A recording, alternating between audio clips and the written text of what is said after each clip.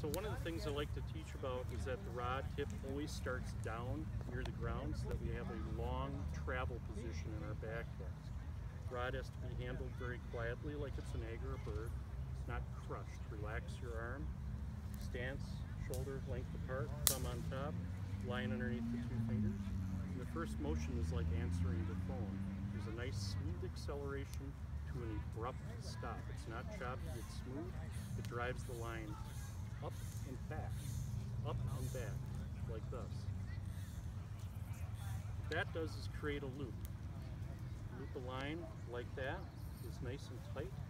That loop in the air is very efficient, and it bends the rod and makes the rod lower, like that.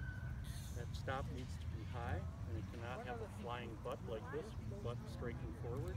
If that happens, the loop collapses into a big giant elephant here, like this, and it doesn't work. So once again, the back cast starts low. Smooth acceleration to a stop, driving it high and back. I'm out here, about ear level, like answering the phone, but I got the rod a little bit away from my head. Once I'm there, my handle is popped out approximately 2 inches or so. I'm ready to go forward. Get a little more advanced, the cast begins with a squeeze of the thumb, squeeze of the fingers just a little bit, the forearm begins to rise, the elbow follows, and at the absolute end, the wrist snaps just a tiny bit to drive this out. It's called the power snap.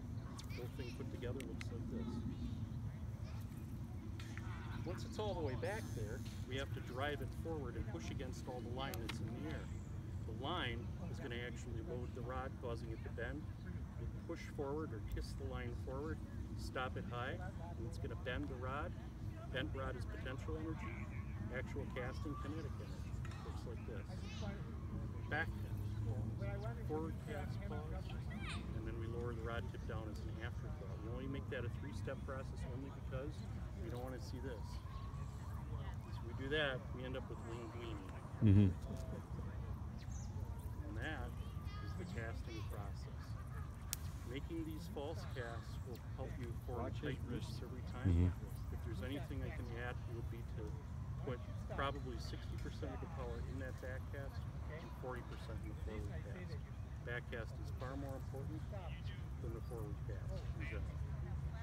Is that good?